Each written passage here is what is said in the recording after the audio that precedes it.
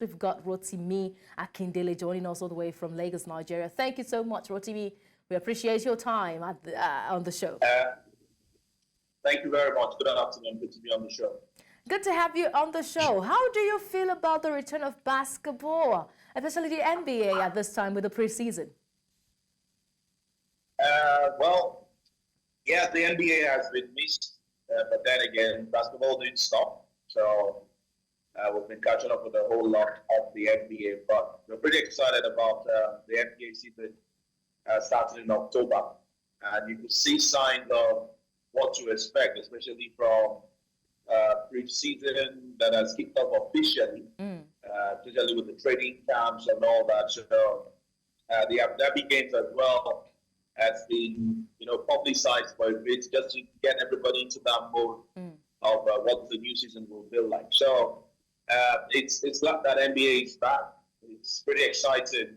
But then for every event, you have to have a break, as it were. So that's the story. So I'm pretty excited about the return of the NBA. But then we still have to wait till 22nd of October before we can catch an official game. We'll just enjoy the scrimmages as it were for now.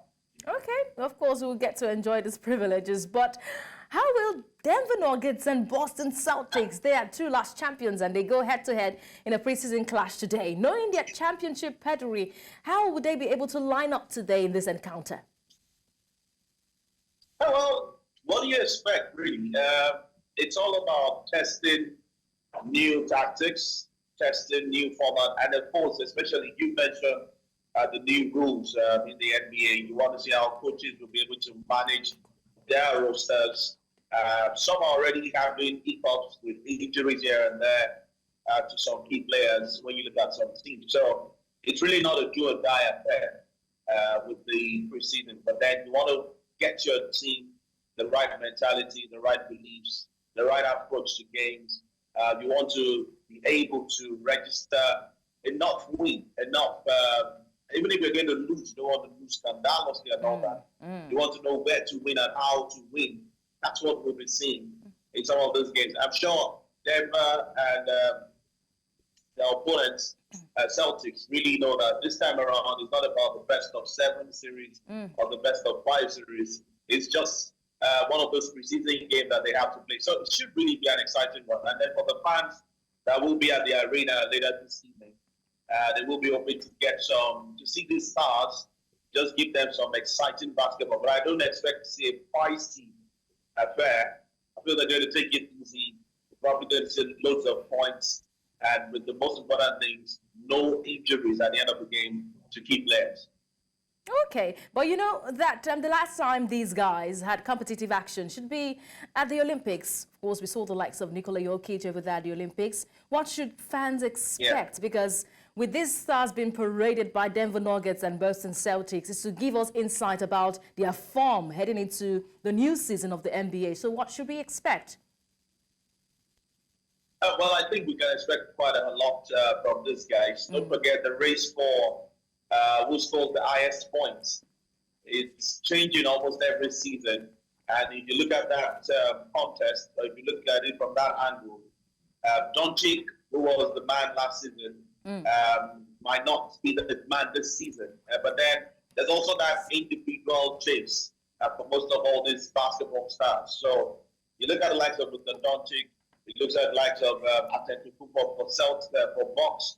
You want to look at the likes of Joel Embiid for some Sixers. This guys, Steph Curry, GSW, everybody wants to get that individual. Everybody wants to do something for the team and then get that individual award that makes you stand out amongst the peers, because the NBA is pretty competitive. So the more points you score, the more your chances of ending the season well as well. But like I said, today's game won't really be a tough one. But then individually, you want to stay fit. You want to have the right mindset. You want to have the right mentality. You want to be able to manage games well. What you couldn't do so well last season, you want to come in this season and improve on it, barring any injuries, barring any fault. So I feel these big names will still stay in there. They will still be in there.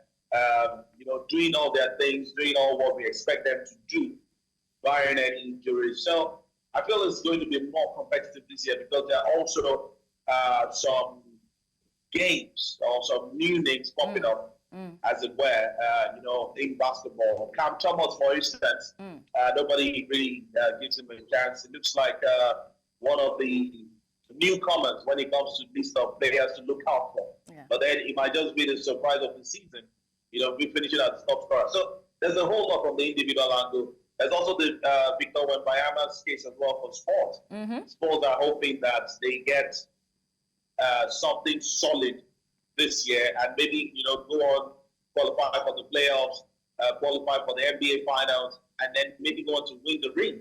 So there's a whole lot to fight for, really. Like you mentioned during the Olympics, there were a whole lot of individual battles. That was for country. Yeah. There was gold to fight for and all that. So, but this time around, it's for the team, it's for your club side, it's where you earn your bucks and all that. So that individual accolades might actually be somewhat a driving force for some of these individuals that we've penned down to do well in this forthcoming season to show the stuff they're made of. Okay. I'm also expecting a lot of fireworks, but the location for where these preseason would hold has come on the fire. Yes, a lot of concerns on social media. I did see those comments there. How significant, Rotimi, is Abu Dhabi in expanding the global reach of NBA? And because I know that's what they were out for, taking this to Abu Dhabi. And what impact does hosting the event in the Middle East have on the league's image? I mean, it's from the business angle, it's loads of positives rather for the business. So we all know basketball usually an American sport thing, European game, and now maybe by extension, maybe the way Africans go into Europe and the Americas, we've seen basketball thrive in these regions. But then again, in the Southeast, it's not an acceptable sport. It's not widely accepted like other sports, like cricket, like all the what you have then, football and the likes. But then for the NBA, they know that they want to reach a global audience. Yes, everybody knows the big names in basketball, especially the Middle East. But I do not think there's any player from the Middle East that has actually gone on to do something massive with the NBA. So this is how it starts. Like the way the NBA crept into China years ago, and the likes of Yao Ming helped them build the game over in China. And then everybody in Asia started talking about basketball, I want to play basketball. And you can see the influence. I mean, just that move by the Chinese, how it's impacted on basketball in Japan, in South Korea, everywhere. So for Abu Dhabi, I think there's still a master plan to get into Saudi Arabia as well. It's all about the business side. It's I think that would be the next hub. That would be the next hub of sport in the coming days. Definitely. They have taking the facilities, everything. They have the money. Yes, they've taken football, taken boxing, now taking basketball. But quickly, because of time, Rotimi, I really would like to get your thoughts on this one. There are a little bit of rule changes before the October 2022, I beg your pardon, resumption of NBA. What changes should we have our eyes on? Should we keep our eyes on? Oh, well, there's been a lot of talks around officials really not getting it right. That has been a major topic. Even last season, I was particularly, my own opinion, angry or quite upset with some officiating. It looks like, this team was being favored, this one was not being favored, or this official didn't get this right. Even at some point, we were comparing basketball officiating at FIBA level and saying that at FIBA level, it was much more consistent and cooler rather than what we see in the NBA. So I think that one is what we should keep an eye on. The officials are now to deal with about touching the last ball. That review has got to be scrutinized. Don't forget, in football, even VAR is not perfect. I'm not saying these guys should be perfect. Indeed. But then I think we're going to see some improvement in that particular aspect. All right, we'll keep our eye on that. Thank you so much, Rotimi Akindele, for sharing your thoughts on the show today. I wanted to tease you because I know you've got the glory of God on your forehead. It's all good. It's good. Please come and share out of the glory. Please, I want. Thank you so much for sharing your thoughts on the show today.